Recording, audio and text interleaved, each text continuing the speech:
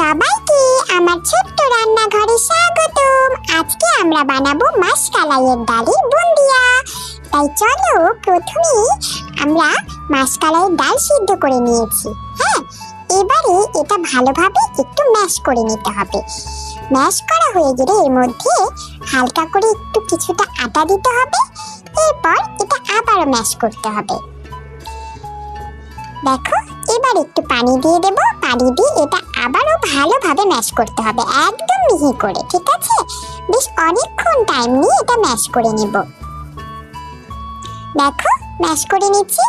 এভাবে করে পুরোটা খুব ভালোভাবে অনেকক্ষণ ধরে টাইম নিয়ে আমি পুরোটা ম্যাশ করে নেব।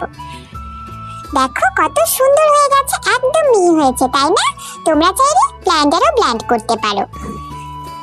ঠিক আছে, এবারে দেখো আমি একটা পাতিলে কিছুটা পানি দিয়ে দিয়েছি। এবার দিয়ে দিলাম কিছুটা চিনি। এবার এটা ভালোভাবে নেড়ে নেব। আমি এখানে চিনি শিরা করব। দেখো হয়ে গেছে, নামিয়ে নিলাম। এবার একটা কড়াইয়ের মধ্যে পরিমাণ মতো তেল দিতে হবে। তেল দেওয়া হয়ে গেলে এর মধ্যে ওই মিশ্রণটা দিয়ে বুন্দিয়া বানানোর ছাঁচনিতে এভাবে করে বুন্দিয়া করতে হবে। দেখো আমি এভাবে করে বুন্দিয়া করছি। দেখো কত সুন্দর হচ্ছে, তাই না? এভাবে করে পুরোটা করে নেব।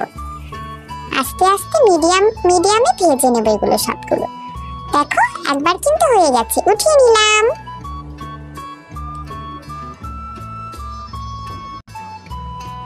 এবার আবারও সেম ভাবে বুন্দিয়াগুলো ভেজে নেব।